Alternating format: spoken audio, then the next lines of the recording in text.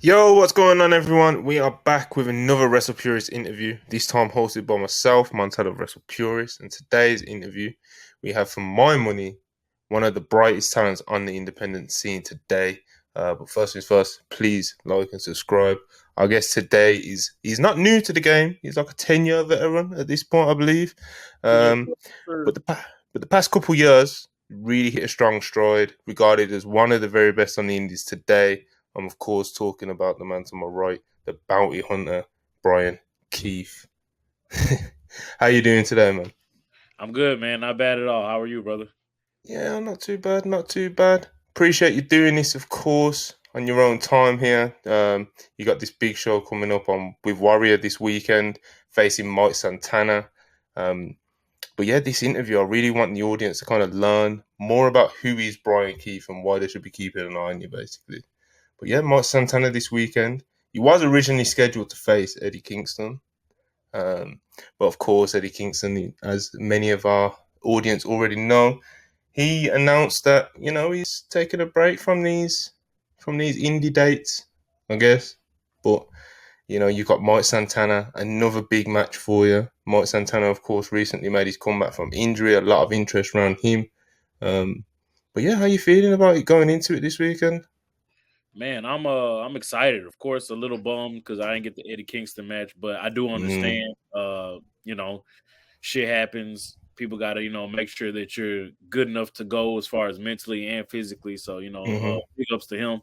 Hopefully, he gets back on track and is able to get all his ducks in a row and everything in order and stuff like that. But until then, man, it's me and Mike Santana. I'm just as excited for this match, man. I know Mike Santana is a guy of the same breed, same like Eddie Kingston, wanting to get in there and throw down. So that's exactly what's going to happen this Friday in Chicago, man. I know he's coming back hmm from injury, so he's wanting to prove himself and make sure he's right back on track. And I believe he is, and I'm ready to go and take him to the limit. So we're gonna see how it goes at Warrior, man. Yeah, man, it sounds like it's going to be a good one, especially like you said, Mike Santana. He's come back from injury recently, and he might have a little bit of a chip on his shoulder. Might try be making a point right now, and obviously you're the man opposite the other side of the ring to him, so it's a good style matchup, man. The Eddie Kingston match, of course, as you mentioned, it is a shame that it didn't happen, but like when I first saw that graphic with you and Eddie, it was like it's such a good style matchup, man. You two are going to bring it, lay those strikes in hard. It's going to be it's going to be one of those sort of affairs. And when this match was announced as a replacement, I thought, yeah, this is a real good replacement. Especially like I said, Mark Santana at the moment probably got a bit of his chip on his shoulder, got a bit of a point to prove as far as it goes as a worker. And like I said at the top end of the interview, man, one of the very best indie talents out there today. Really like your style. So yeah, man. Talking about kind of your style and what you've been up to recently. You've been on the grind a lot recently, bro. You've been grinding in independence for years now, but the last couple of years, I'd say, it's really picked up in terms of like how much I'm seeing you get booked, the momentum, and all the praises that you've been getting. Please correct me if I'm wrong. According to Cage Match, you've wrestled like 80 times this year already. Yeah, So man.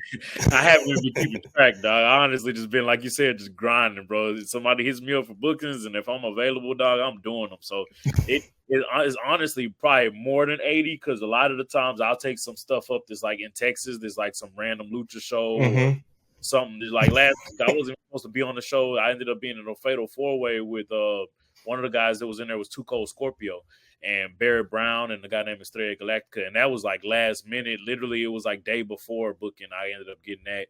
I just can't stay still, man. I'm if I'm free, I'm like, I need to be wrestling right now, dog. So I went ahead and I'm just grinding, man. Earlier in the year, I was able to start a little mentorship with Low Key, and I feel like that's what flipped the switch for me. I was talking to him, and he was just like, "Man, if you want to be top of the, top of your class, top of the indies, top of anything, man, you're gonna have to work as hard as possible, take it as serious as possible, and just be able to just work and grind." And I definitely took that to heart, man. And I just, exactly what he was saying, just hit the ground running, man, and just not starting to think of it more of as a business rather than as more of hmm a hobby for me and things like that. So, I'm just cracking down. Like you said, I've been wrestling for 10 plus years. I'm going on 13 or 14. And these last 3 or 2 years is what's really been popping off for me a lot. And it's really that mental switch, me just putting around putting myself around guys like low key Chris Hero. Recently, I started mentoring with too because he's at West Coast Pro doing some booking and things like that. So I mean, just being around these guys that have been to the top and are at the top currently and knows what it takes. I'm just trying to, get around more guys like that and learn more from them. Of course, I'm mentored originally by Booker T here in Houston, Texas. I'm one of his head trainers here at the Reality of Wrestling in Texas City. So along with that and just me trying to, crack down and get more serious, man, things have turned around for me. Yeah, man, you definitely got some real veterans around you. You're getting some advice, like Loki, unique kind of guy, but he is definitely someone who's been there and done it. Like he was definitely regarded as, especially on the independents, as arguably the best of the best of the best. Like when he was like fully going in his prime, Chris Hero, anyone who knows that name knows how special he is to the independent scene. And then you've got Booker T, who's done a bit of everything, so you've got a good range with all that stuff. But yeah, that schedule, bro. That schedule, like you said, probably over 80 times this year. Like, how does that affect your style? Like going into a match? Because you always hear like independent wrestlers and people in the business and even people outside of the business kind of like, like glamorize the independent schedule. It's really freeing. You can pick and choose your dates, etc., etc. But when you get to a place like where you're at now, where a Speedball Mike Bailey is now, and you're getting booked like 80 times, and we've just got into October, that schedule's it's got to be pretty tough, man. It's got to be pretty tough to like keep up with it, especially like you wrestle quite hard hitting style, bro. So doing that 80 times, 90, 100 times, who knows what number you get to by the end of the year. But like I said, wrestling that much, how does that kind of like change your approach? It's crazy that you mentioned the other guy like that, Mike Bailey. He's the reason I started wrestling like that, man. Because I wrestled him once in Chicago. First time I wrestled him was in Chicago at the end of the year and had a banger with him, man. And like, Yeah, man. had some talks with him afterwards and was like, man, how do you do it? Like, how are you going balls out every single night, everywhere, anywhere you go across the globe? And he's performing at the highest level. And he was like, man, there's no secret. I just do it. And I feel like it just went back to what Loki was telling me. And it's like, man, when you're at a certain level and it's expected of you, you almost just go into airplane mode, man. And you just like automatic, just staying on top of your game. I'm training literally. I usually come back from traveling on Mondays. Then I go straight to training Tuesdays and Wednesdays. And then I'm preparing to go back out or having a match on Thursday, Friday, Saturday, and Sunday. So like I'm wrestling every day of the week except for Monday pretty much. And I feel like it's the reps and the constant working out and wrestling that's allowed my body to like, kind of build up a callus or, like these guys back in the day, Ric Flair guys, they were working 60 minutes a night every single night. And I feel like that's what wrestlers nowadays are kind of missing out on, that simulation of working like that, because we just don't have those territories like that. We don't have the opportunities to be working everywhere like that. I'm just really trying to play catch up and simulate how they were working back in the day so I could just end up being like guys like those. So I feel like the more matches I have, and the more I stay active, the better I end up being out. Because, time away is what that ring rust is what really wears you down, man. Yeah, especially like we've been out of it for a while now, but that pandemic, especially for wrestling, like that was a brutal time, and I can imagine a lot of guys got rusty around that time. I got lucky because Texas was not closed. Like, bro, it was like COVID wasn't even existing out here. Like, it was out here, but people weren't acting like it was, and the shows were still running, and people were still having practice and things like that. Certain places were having practice, but a lot of us down here in Texas, as long as we were following like COVID protocols, we were still able to go ahead and still keep grinding and stuff like that. So I really believe coming out of COVID was really like a coming out party for me, man. Because really before then, I never really went outside of Texas. I was in Texas wrestling around, ventured to a couple of states, but not really. But my first WrestleMania weekend was that WrestleMania coming out of COVID, that Tampa, Florida WrestleMania. And ever since then, I had 2 matches that weekend. And literally ever since then, it's been popping off for me. So I've just been trying to go ahead and ride that train, man. Well, you've definitely been doing it. Busy, especially like you said, you do training and all kinds of stuff as well. all those matches. And you mentioned like doing like kind of similar to what Ric Flair and those sort of guys were doing back in the day when the territories around. And like the big difference now, I'd say, is kind of, Ric Flair, he could kind of go out there pretty much every week, multiple times a week, and pretty much have very similar matches to what he would always have. Like there was a Ric Flair match template of what he would do, and even just like the bumps and that you guys take these days, it's just completely different. It just seems to be so much harder on your guys' bodies. But obviously the volume back then was completely insane, and guys like you, Speedball, etc., etc. Some of the guys in Japan who wrestle like 70, 80 times a year, the WWE guys do a lot, but I don't know, these days I don't know how you guys pull it off, man. I can't lie to you. It's a different time, man. They used to work the crowd a lot more and stuff like that. You guys, you don't leave anything out there, Yeah, leave it all out there. Yeah. Yeah, I don't know how you pull with it, man. I don't know how you do it. A lot of Epsom salt baths and a lot of CBD players. Yeah, man, it's good stuff. It's good stuff. It's good to see you out there and kind of embracing it. I'm sure like you'll keep getting more and more opportunities because the opportunities have been coming. AEW, you worked AEW this year. You worked AEW Rampage. You worked Hangman Adam Page, which is no walk in the park. I was just talking about working a stiff style. When I saw that match graphic, much like the Eddie Kingston one I mentioned earlier, and even the Mike Santana one, it's like Bryan Keith. That's a good match for him to come in and wrestle. Hangman Adam Page. Those two are not gonna hold anything back. And it was a really nice match. You made a really good account for yourself for the time that you had. Of course, it was, I'm sure, shorter than you would have liked, but at the time, you're coming in as an unsigned talent. You're working one of the top baby faces in the whole promotion. And like I said, you made a really good account for yourself. But how did that actually come about? Man, literally, I went there just for extra work. Literally, it was like, normal extra work thing. And when I got there, I wasn't slated to wrestle. I wasn't gonna wrestle or anything like that. I was originally just being there to be an extra. And maybe about 2 hours before the show started, they came up to me and was like, "Would you like to wrestle?" And I'm like, "Of course, that's what I'm here for." So I put on my gear, and then they tell me who I'm wrestling, and I'm super crunk at that point, ready to get it started. And they're like, "Well, would you like to do a promo?" And I'm like, "You damn right, I like to do a promo." And I get the promo going, man. They shot the promo, and I feel like. Once the promo was shot, I was so psyched, man, because I was just ready for that match, man. And it was on Rampage, and so I had some time to get ready and prepare and things like that. But, man, it was definitely a phenomenal experience, man. I never really wrestled in front of that many people.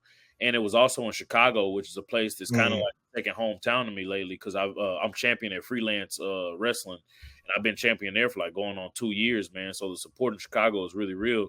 Had a bunch of Bounty Hunter chants, a bunch of Bryan Keith chants while it was happening out there. And I just felt it was great for me to feel comfortable in a situation where I may not have actually felt comfortable if that didn't happen for me. I was kind of nervous first time on a big stage. So I was really, in my feelings a little bit. But, having those things happen, me being in Chicago and then actual fans there that I know of that are supporting me actively while it's happening, it definitely made me calm down and just be able to do my thing, man. So it was much appreciated.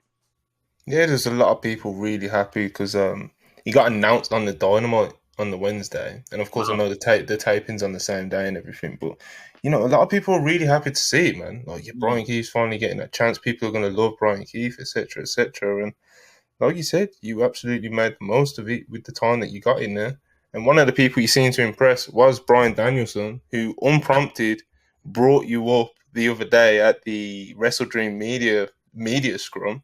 Yeah. And he put you over a bit, and he was talking about, I think he had like similar thing when he was praising Ricky Starks a few weeks ago, where it's like, you can know someone's like good to a certain extent when you're just watching them, and you can catch up on a few of their matches, and you can do this, and you can watch clips, and you can watch that, but you don't really know until you see them in person, or you get in the ring with them and you can feel it. But when you can actually see them in person, you can really see it.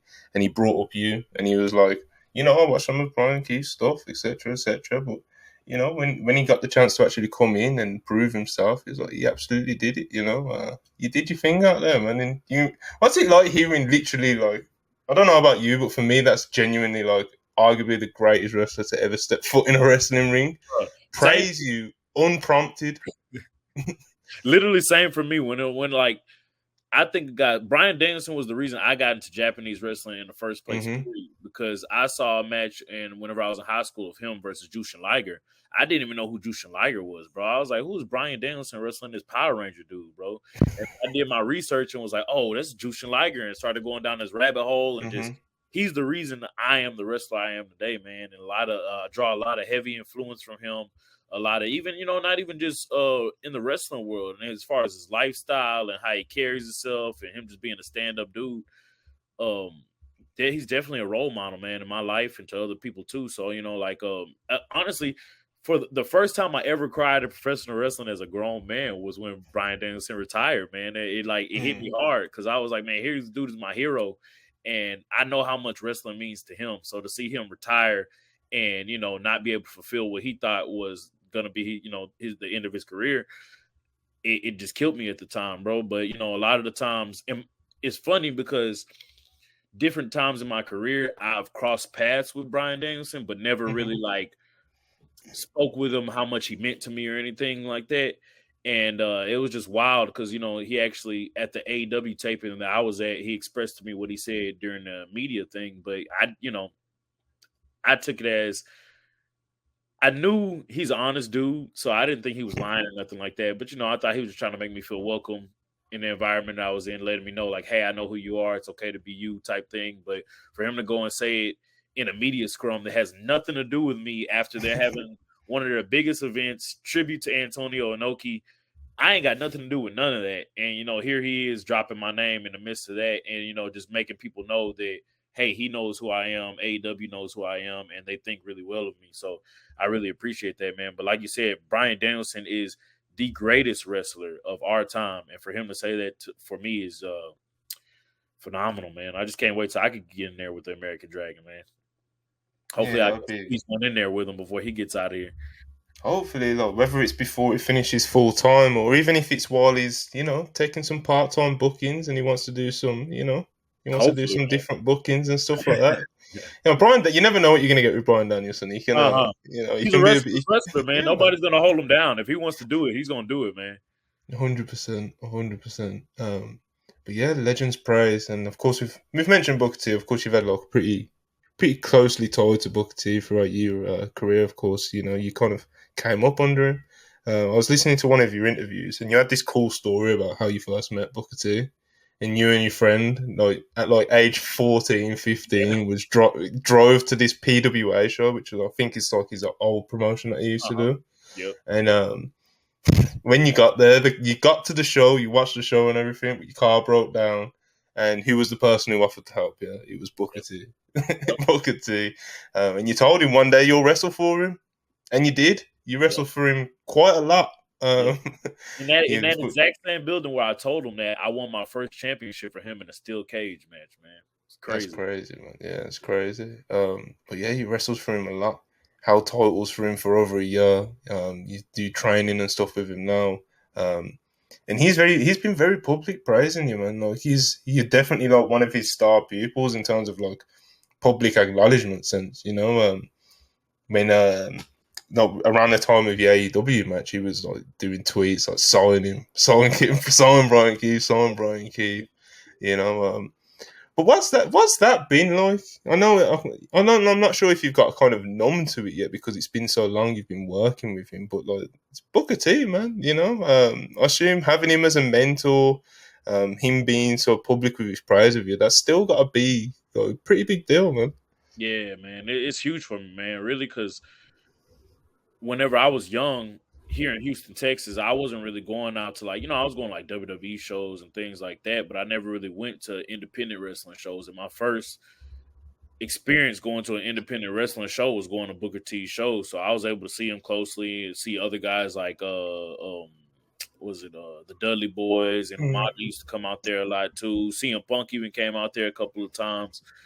Um, it was wild, man, because that was like my real first interaction with independent wrestling. And then I just remember telling myself as a kid, like, man, this is what I want to do for the rest of my life. So initially I didn't start at his school. I started at a different school called Texas All-Star Wrestling.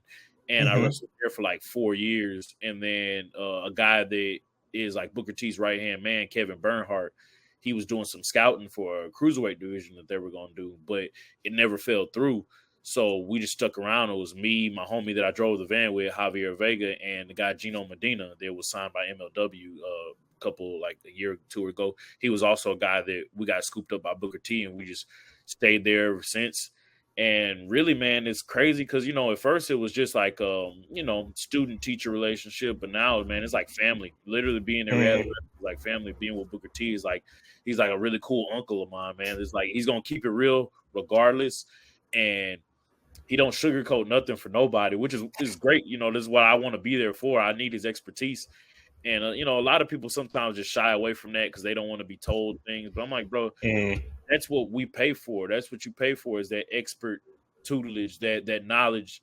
So, like the least I could do is be a 2-time Hall of Famer like him if I just follow his directions, So it's like I just, every time he's telling me something or, showing me something that I could do better or a different way or anything, I'm always constantly soaking up that knowledge and just definitely applying it the next time I'm wrestling because I want to automatically get better. And it's almost like a cheat code, man. Like, he tells me what I need to do or what I should have done better, then I automatically do it. And then it shows instantly in my matches and I just keep improving. So, it's definitely, it's evolved from a student-teacher relationship to more of like being a part of the family and just being able to contribute more and more to the community and wrestling community here in Houston, Texas, and things like that, man. It's been a blessing. Yeah, definitely. You absolutely put it on the map. 100%. You mentioned improving. I guess we got to talk about your character quite a bit. The bounty hunter. From an aesthetic sense, you've got the hat. You do the oil roll. You're from Texas as well. Quite a lot of parallels to the Undertaker. So, how much of that is a happy accident, and how much of it is kind of an intentional homage to the Undertaker himself? Yeah, no, it's a direct homage pretty much to Undertaker because he was the reason I got into wrestling, period. My uncle used to play these Coliseum videos. My parents would drop me off at my uncle's house whenever they had to work. And in the midst of me just hanging out with my uncle, he would just always put on the WWF Coliseum videos. And the first visual that I remember was Undertaker coming out with the Vulture for his entrance. And that stood out to me so much. And I just remember being like, man, that dude is really cool. And my uncle died, unfortunately, but after he passed, to remember him and stuff, I just stuck with wrestling and would just watch it more and more, and eventually I fell in love with it. And that was the image that was just ingrained in my brain, was Undertaker with that Vulture. So initially, Booker T, I was doing like kind of like a cowboy kind of character, and but whenever I got to Booker T's, he was like, well, you ever seen The Rifleman with Sammy Davis Jr.? And I was like, nah, I never seen that before. So he told me to do some research, and I watched the show a little bit. And he was like, Sammy Davis Jr. was a bounty hunter. He was like, I need you to be a bounty hunter. So at first, the character wasn't really like the bounty hunter that it is today. It was kind of just exactly verbatim what was off of The Rifleman. But through the years, I was just like, man, I need to start making this my own, and just trying to draw influences from different people. And definitely Undertaker was one of the ones that I drew influence from.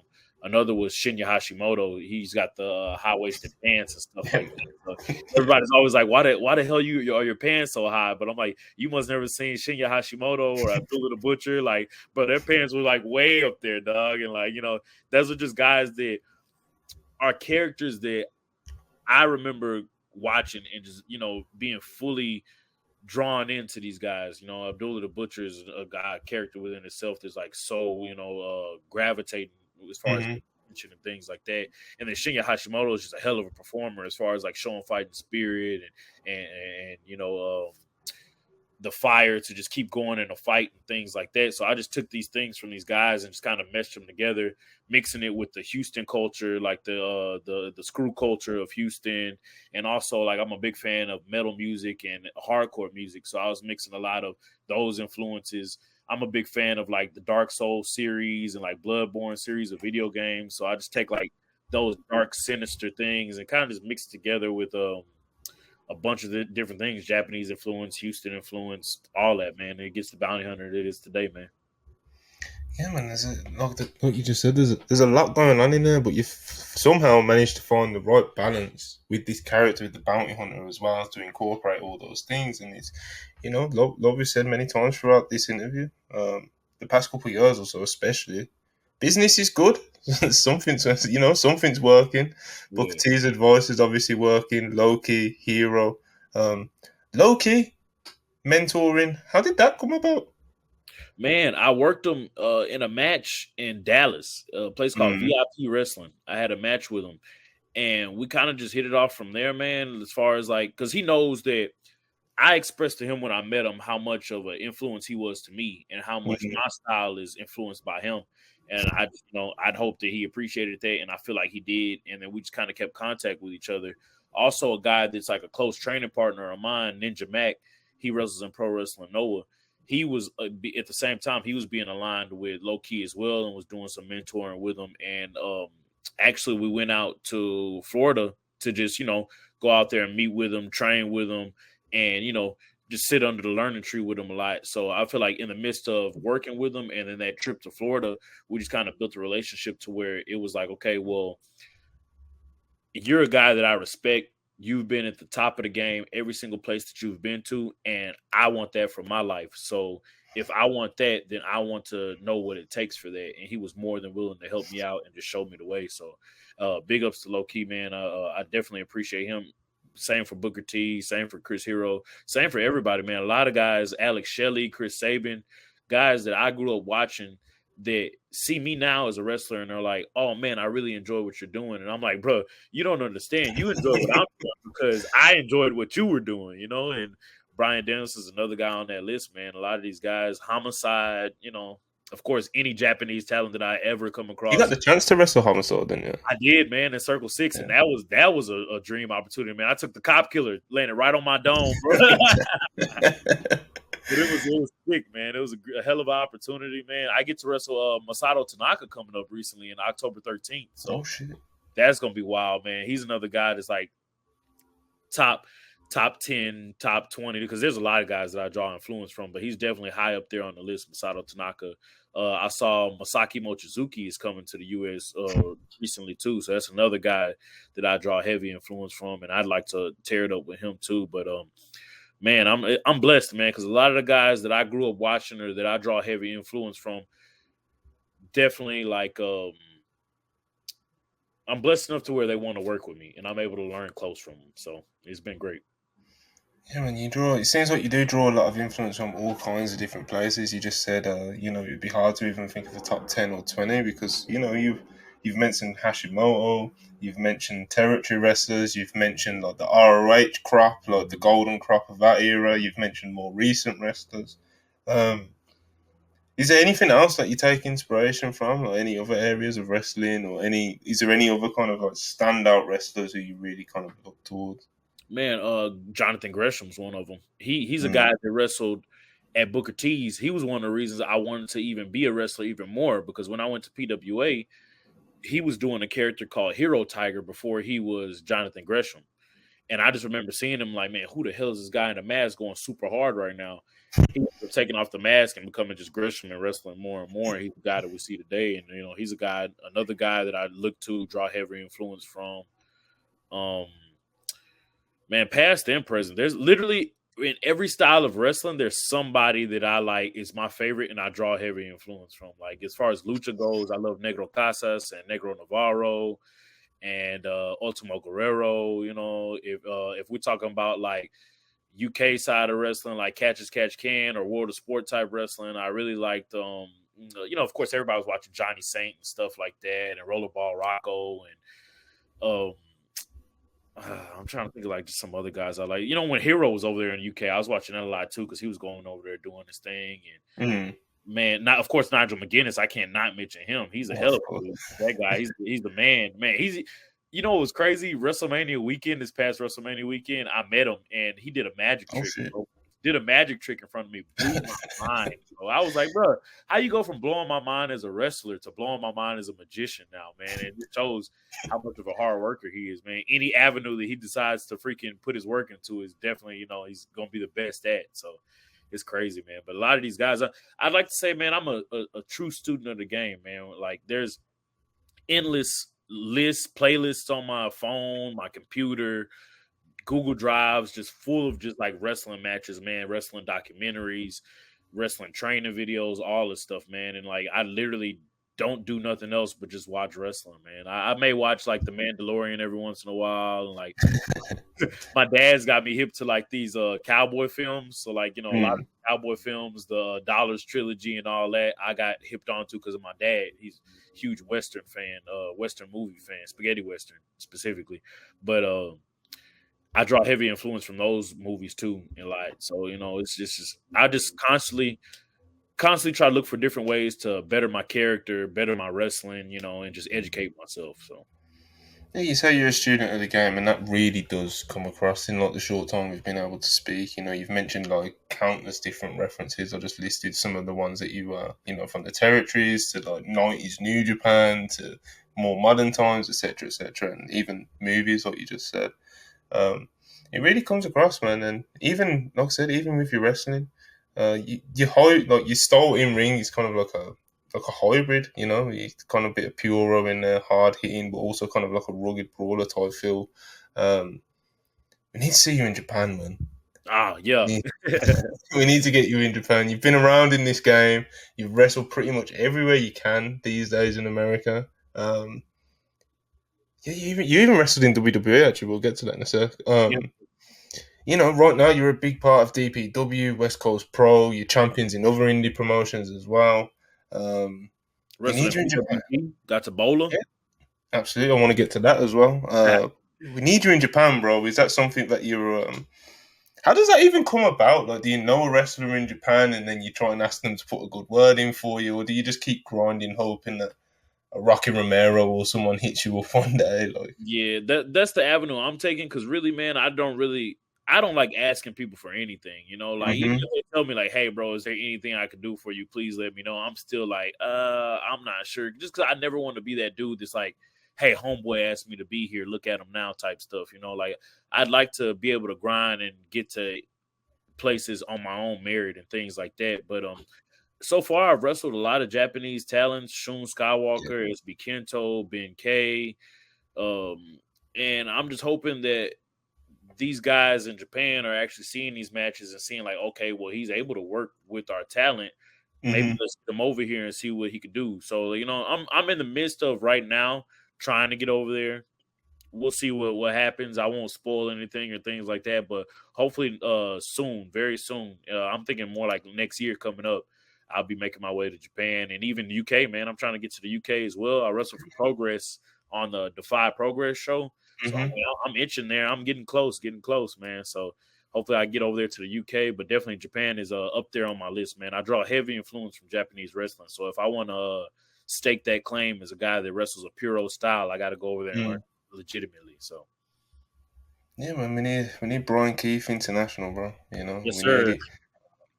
But yeah, like I said, especially Japan. Of course, I'd love to see you over here in the UK for my own selfish reasons. But in Japan, it's like, I just think that with your character, with your style of wrestling, I think you genuinely, I'm not just saying this because we're on here now. I genuinely think you could explode over there.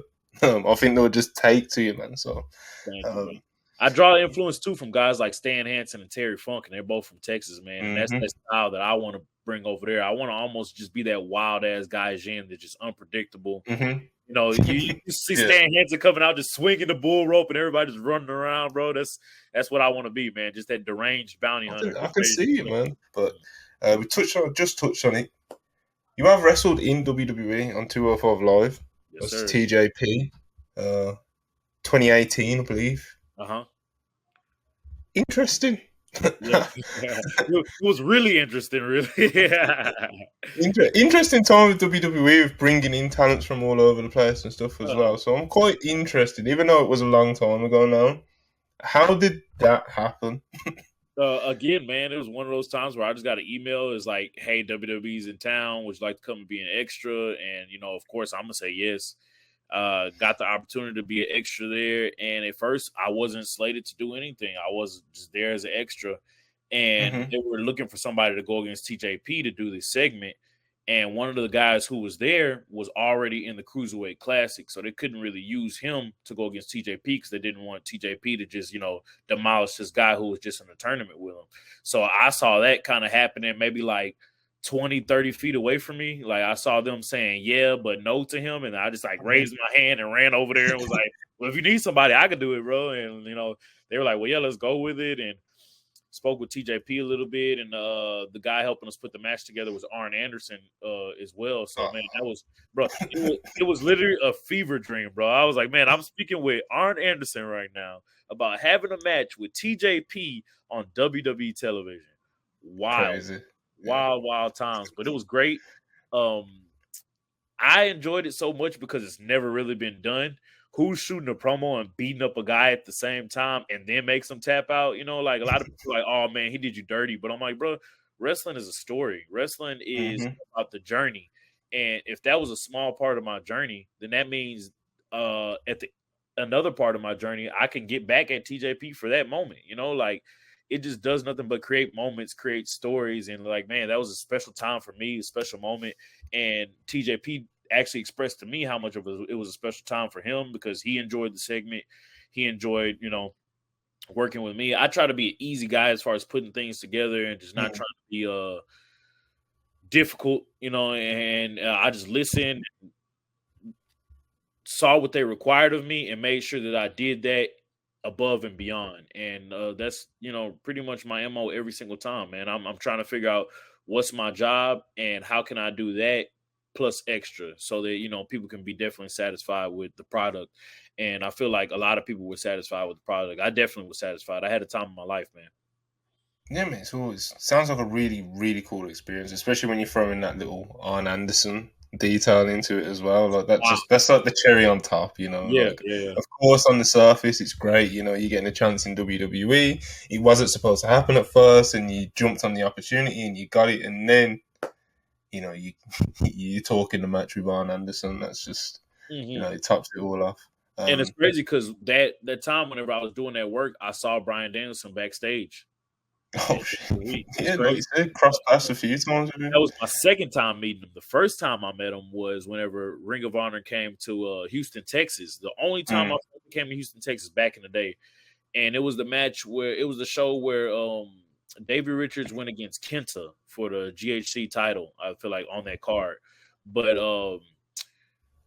the main was Jerry Lynn versus someone else. I don't remember who exactly. I want to say it was Nigel McGuinness, but I don't think so. I think it was Jerry Lynn versus someone else. But I saw Danielson off to the side watching it. So, as a fan, I had my PWI in my hand, and he was in that magazine, and I wanted him to sign it. I snuck around, spoke to him, was like, hey, man, would you mind signing my magazine? And he signed it. And not only did he sign it, he let me chill there next to him, and we were just sitting there watching the main event, just talking about it and, just studying it with him. And that was my first interaction with him. And I don't expect him to remember it because, it's so far off and you meet so many people as a wrestler. There's no telling, to remember things like that. But to me, it was special, man. It was very special. It's my first time interacting with him. And then the second time in WWE and the third time in AEW, man. So, fourth time, I got to have him in a match, brother. Yeah, we got to figure out how we can make that happen. Bryan Keith, Bryan Danielson. Like I said, even if it's not whilst he's still full time, we all know Bryan Danielson's probably going to stick around and do a bunch of weird shit and do whatever he wants to do. So, I can see, like I said, especially after him, just kind of you're the person he thought of when he thought about giving out prizes the other day. So clearly thinks highly of you. Speaking of people thinking highly of you. Battle of Los Angeles, PWG 2023. You got a lot of praise for your run in the Battle of Los Angeles this year. You face SP Kento, Rasha Slamovich in an intergender match. Very interesting. And of course, Mike Bailey, who, you've killed it with Mike Bailey a few times, probably some of your career's best work. Yeah. You got match ratings off Dave Meltzer. There was that incident where I think it was your match with Mike Bailey, which you rated 5.25.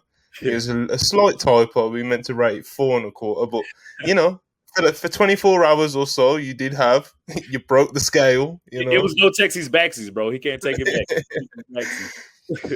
But yeah, man, the Bailey match itself, that in itself was arguably the match of the tournament. In my for my money, and I'd say honestly, the consensus coming out of it that you was probably the standout coming out of BOLA. Um, did you feel that at all? You know, like did you feel like hype around the time that Battle of Los Angeles was happening? And I guess in general, how was that experience? It was a little like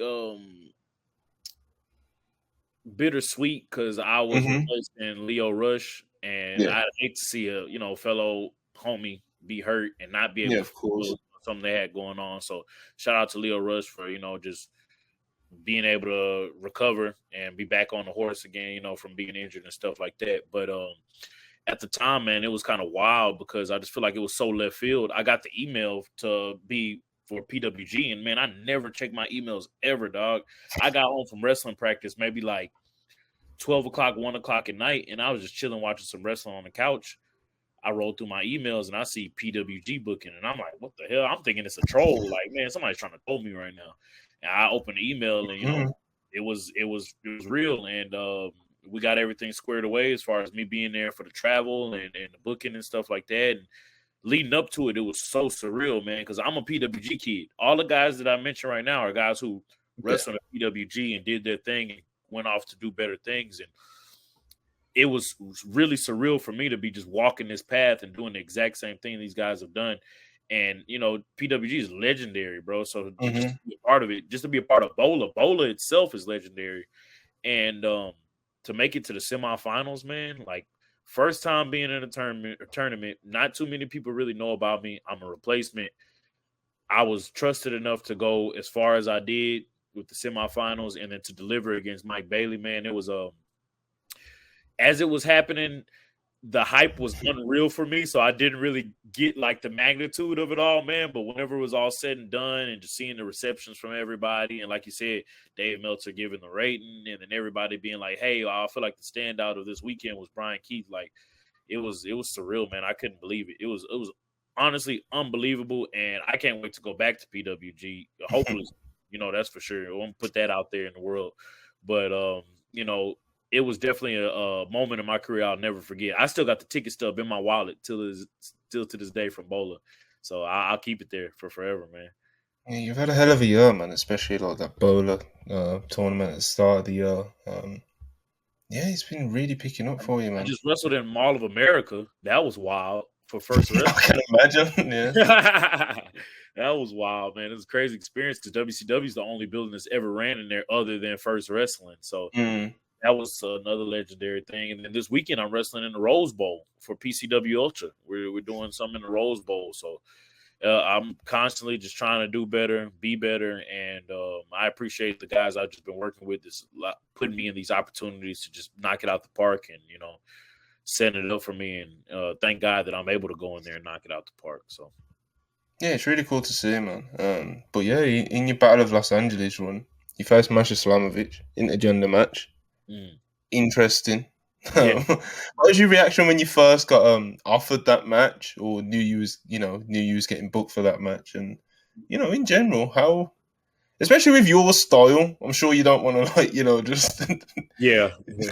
Well, I mean, knock a sense Masha of, you know. ain't no slouch either, so Yeah, I know. definitely not. And actually, the only intergender match I ever had, period, was with Masha. I wrestled her before then, for New Okay. Texas Pro in Dallas before. So I was very fond of her. I'm very fond of Masha's work anyway. She draws heavy influence from Japanese style, and she's been Yeah. there. She's wrestled with the greats, got the approval from the greats, wrestled under Chigusa Nagayo, which is a person that I think super highly of. And literally, when you think of like women that are on the top in the wrestling world today, Masha's definitely, if not the woman, she's one of the woman. And so, like, to wrestle her PWG in BOLA was definitely an honor. It was a high magnitude. I'm not one that really does intergender matches. Even to this day, I really don't dibble dabble in those. But the match that I had with her was special. It had Eddie Kingston on commentary too, man. That was wild. The whole weekend was a fever dream, dog. It was just crazy, man. It was getting crazier and crazier. Yeah, it was. It was. I can imagine it was. I can imagine it was. A real big highlight for you, and Mhm. just more experience. You mentioned Eddie Kingston again, of course. Unfortunately, didn't get that match coming up this weekend, but we could get it in the future. I'm sure. Is that something that you're interested in? Getting a shot at the ROH World Title or something like that. Oh, brother, Maybe. I need it. I need it. Even if it ain't for the ROH title or anything else.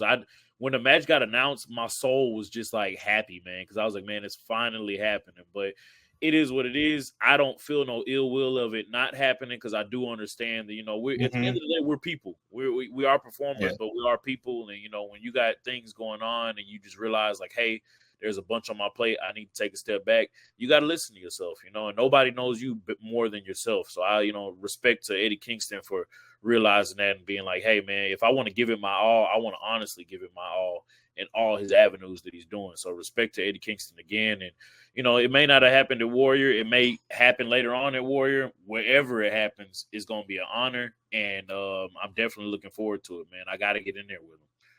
Another guy who draws a heavy influence from the Kings Road style or strong style of wrestling. So, I lean heavy towards the Kings Road style. I'm not really too strong style, but I mean, I love New Japan regardless. But All Japan is what whenever I stumbled upon All Japan and the Kings Road style of wrestling, that's really what I was like, oh damn, man, I'm missing something here, man. And I just started dabbling more and more in that.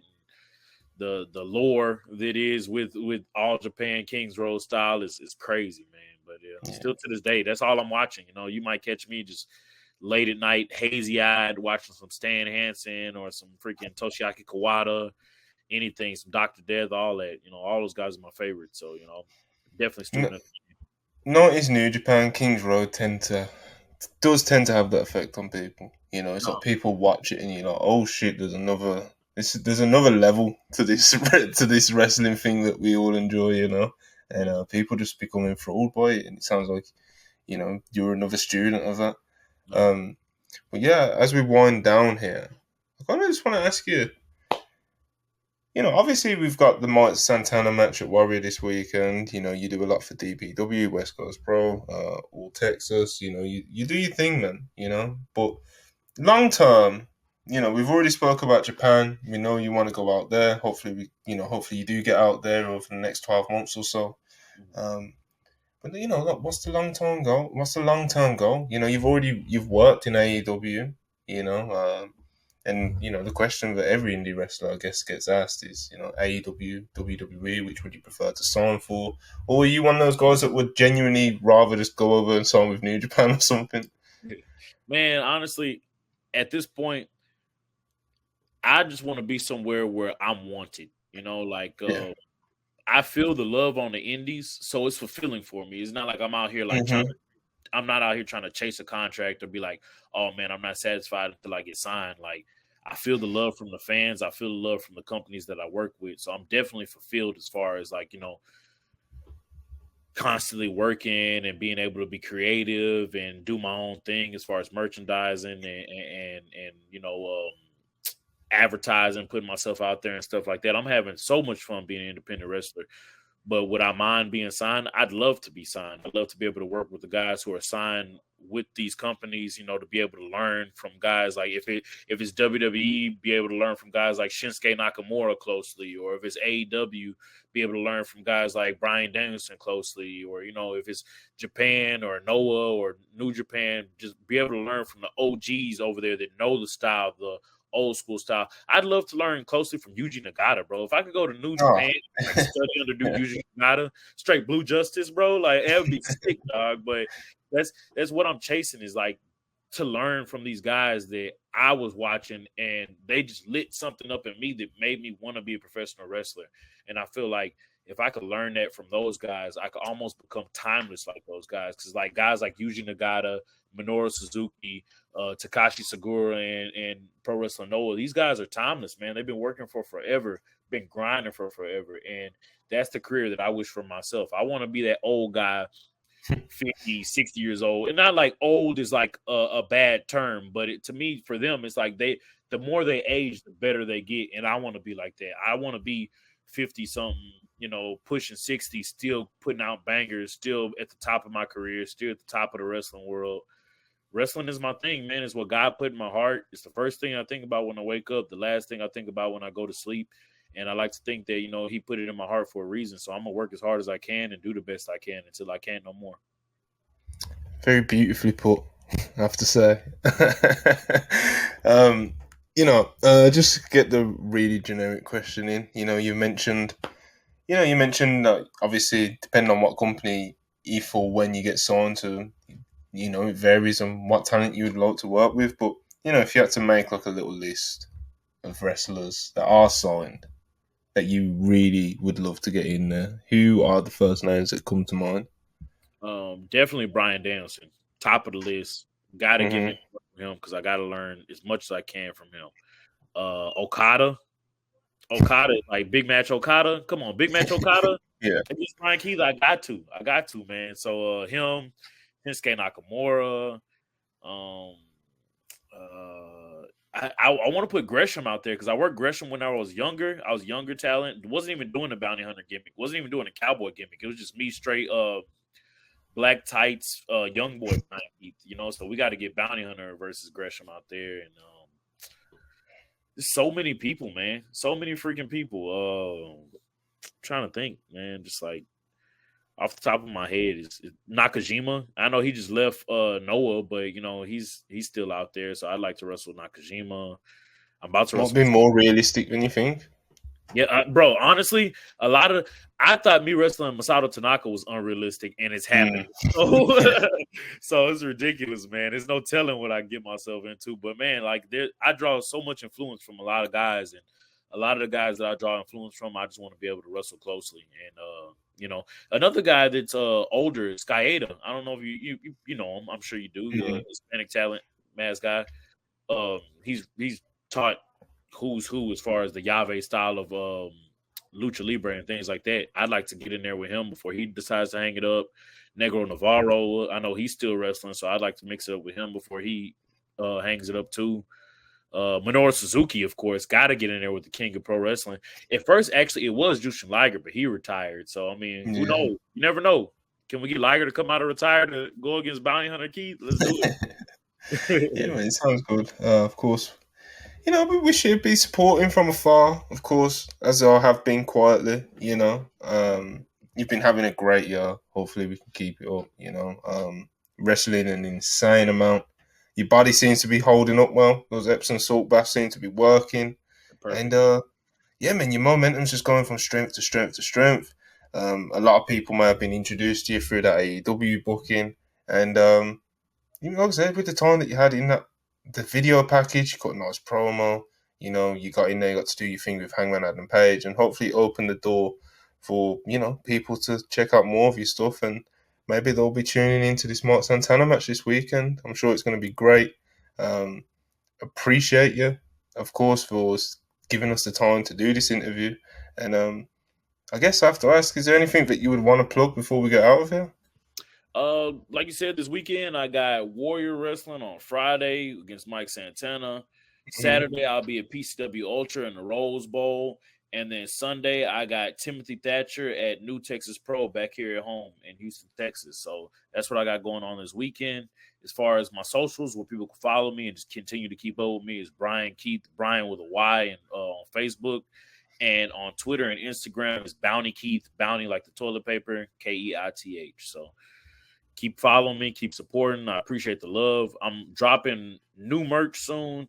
The way I drop my merch is I always drop it exclusively. So there's only like 50 to 75 pieces of each one. And after it's gone, it's gone. So if everybody was able to pick up the last shirt I got another one already on the way, like in 2 more weeks. So you guys just keep up with what I'm dropping, keep supporting, keep up with the Sign the Bryan Keith movement, man. Because whenever that dropped for AEW, man, that was trending on Twitter, man. And I never thought I'd be trending on Twitter. So, just keep up the support. I appreciate it all, man.